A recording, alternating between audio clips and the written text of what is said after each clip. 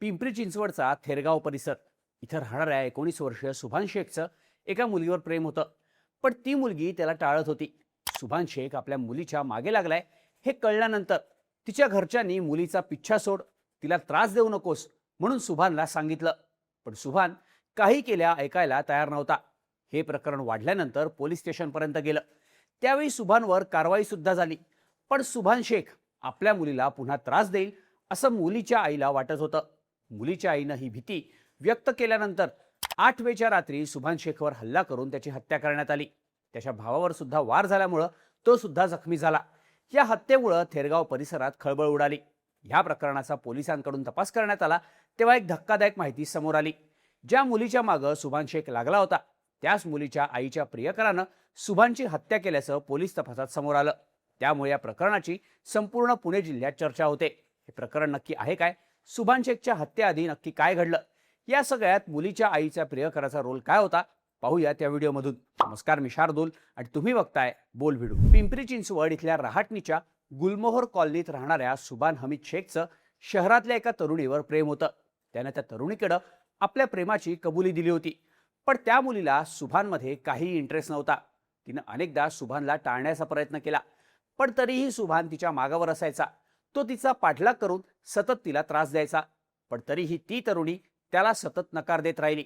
दरम्यान सुभानच्या या त्रासाबद्दल तरुणीनं आपल्या आईला सांगितलं. तिच्या आईला सुद्धा सुभानचं हे वागणं पटत नव्हतं. तरुणीच्या घरच्यांकडून सुभानला समज देण्याचा प्रयत्न सुद्धा करण्यात आला, पण तरीही सुभानने तरुणीचा पिच्छा सोडला नाही. मुलगी ऐकत नाही, आपल्याला सतत नकार देते म्हणून सुभानला जास्तच राग आला. 5 महिन्यांपूर्वी त्यानं संबंधित तरुणीवर चाकूने हल्ला करून तिची हत्या करण्याचा प्रयत्न केला होता. या प्रकारामुळे तरुणी आणि तिच्या घरचे चांगलेच घाबरले. त्यांनी सुभान विरोधात पोलिसात तक्रार दाखल केली आणि सुभानला पोलिसांनी ताब्यात घेतलं. हत्येचा प्रयत्न आणि इतर गुन्हे दाखल करत पोलिसांनी सुभानला अटक केली. सुभान जेलमध्ये गेल्यानंतर आता कसलाही धोका नसल्यामुळं मुलगी आणि तिची आई निर्धास्त झाले होते. पण मे महिन्याच्या सुरुवातीला सुभान शेख जामिनावर जेलमधून बाहेर आला होता. ही गोष्ट तरुणी आणि तिच्या आईला कळली. आता सुभान आपल्या मुलीला पुन्हा त्रास देईल, तिचं काहीतरी बरं वाईट करेल अशी भीती तिच्या आईला वाटत होती. तरुणीच्या कुटुंबियांचे सूर्यवंशी कुटुंबियांसोबत चांगले संबंध होते. काही माध्यमांनी दिलेल्या बातम्यांनुसार तरुणीच्या आईचे अनिकेत आणि विशाल सूर्यवंशी या बंधूंपैकी एकासोबत प्रेमसंबंध होते. याआधी सुद्धा विशाल सूर्यवंशीनं सुभानला इशारा दिला होता, तरुणीपासून लांब राहा, तिच्या नादाला लागू नकोस, नाहीतर परिणाम वाईट होतील अशी धमकी सुद्धा विशाल सूर्यवंशीनं सुभान शेखला दिली होती. तेव्हापासूनच सुभान शेख आणि सूर्यवंशी बंधूंमध्ये वाद होते. सुभान जेलमधून बाहेर आल्याचं तरुणीच्या आईनं सूर्यवंशी बंधूंना सांगितलं. तो आपल्या मुलीला पुन्हा काहीतरी दगाफटका करेल अशी भीती सुद्धा तिनं त्यांच्याकडे व्यक्त केली. तरुणीच्या आईनं ही भीती व्यक्त केल्यानंतर विशाल आणि अनिकेत सूर्यवंशीनं सुभानला समज देण्याचं ठरवलं. शुक्रवार 8 मेच्या रात्री 11च्या सुमारास सुभान शेख आणि त्याचा चुलत भाऊ अर्शद शेख हे थेरगावमधील शिवशंकर कॉलनी परिसरातून जात होते. त्यावेळी श्रीकृष्ण दूध डेअरीच्या समोर सुभान आणि अर्शद आल्यानंतर विशाल आणि अनिकेत सूर्यवंशी यांनी त्यांना गाठलं. सूर्यवंशी बंधूंनी सुभानला पुन्हा एकदा तरुणीला त्रास देऊ नकोस, तिच्या नादाला लागलास तर यावेळी तुला तुरुंगात नाही तर परत येऊच शकणार नाहीस अशा जागी पाठवेन अशी धमकी सुभानला दिली. त्यावेळी सुभाननं त्यांच्याकडे जास्त लक्ष न देता त्यांना तिथून जायला सांगितलं. त्यामुळे तिथे त्यांच्यात वादावादीला सुरुवात झाली. हळूहळू या वादाचं रूपांतर हाणामारीत झालं. दोन्ही बाजूनं एकमेकांना मारहाण सुरू झाली. सुभान आपल्यावर हात उचलत असल्याचा राग सूर्यवंशी बंधूंना आला.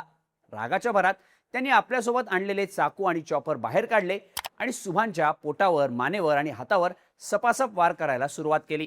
अचानक झालेल्या या हल्ल्यामुळं सुभान गंभीर जखमी झाला. अंगातून रक्त वाहायला लागल्यानंतर प्रतिकार करायची ताकद सुद्धा सुभानमध्ये राहिली नाही. सुभानला वाचवण्यासाठी त्याच्यासोबत असलेला त्याचा चुलत भाऊ अर्शद त्याच्या मदतीला धावून आला, पण आरोपी विशाल आणि अनिकेतनं त्याच्यावरही वार केल्यामुळं तो सुद्धा जखमी झाला. दोघांवर हल्ला केल्यानंतर विशाल आणि अनिकेत सूर्यवंशी तिथून पसार झाले. शरीरातून मोठ्या प्रमाणावर रक्तस्राव झाल्यामुळं सुभान शेखचा जागीच मृत्यू झाला. तर जखमी अर्शदला स्थानिकांनी तातडीनं जवळच्या रुग्णालयात दाखल केलं. सध्या त्याच्यावर उपचार सुरू आहेत. या घटनेची माहिती मिळताच काळेवाडी पोलिसांनी ताबडतोब घटनास्थळी धाव घेतली. त्यांनी आरोपी विशाल आणि अनिकेतचा शोध सुरू केला. सीसीटीव्ही फुटेज आणि इतर तांत्रिक पुराव्यांच्या आधारे पोलिसांनी तात्काळ कारवाई करत आरोपी अनिकेत सूर्यवंशीला ताब्यात घेतलं. त्याच्या विरोधात हत्येचा गुन्हा दाखल करण्यात आला. तर दुसरा आरोपी विशाल सूर्यवंशी हा फरार होता. त्याचा शोध घेऊन पोलिसांनी त्याला सुद्धा लवकरच अटक केली. सुभानचे वडील हमीद शेख यांनी आपल्या मुलाची हत्या केल्याची तक्रार दाखल केली असून पोलीस या प्रकरणात जास्तीचा तपास करतायत. सध्या तरी एकतर्फी प्रेमातून मुलीवर झालेला हल्ला आणि त्यातून झालेल्या जुन्या वादातून आरोपींनी सुभान शेखची हत्या केल्याचं प्राथमिक तपासात समोर आलंय. पण यामध्ये संशय सुद्धा व्यक्त केला जातोय. काही माध्यमांनी दिलेल्या बातम्यांनुसार सुभान शेखचं संबंधित तरुणीवर एकतर्फी प्रेम नव्हतं, तर सुभान आणि तिचे प्रेमसंबंध सुरू होते. या प्रेमसंबंधाला तरुणीच्या आईचा विरोध होता. तिने ही गोष्ट विशाल आणि अनिकेतला सांगितल्यानंतर त्यांनी सुभानला प्रेमसंबंधातून बाजूला व्हायला सांगितलं होतं. पण सुभानने नकार दिल्यामुळं त्याच रागातून सूर्यवंशी बंधूंनी सुभानला संपवल्याचं सांगण्यात येत आहे. त्यामुळे या प्रकरणात संशय वाढला असून पोलिसांच्या तपासात मोठा खुलासा होण्याची शक्यता व्यक्त केली जाते. या संपूर्ण प्रकरणाबद्दल तुम्हाला काय वाटतं?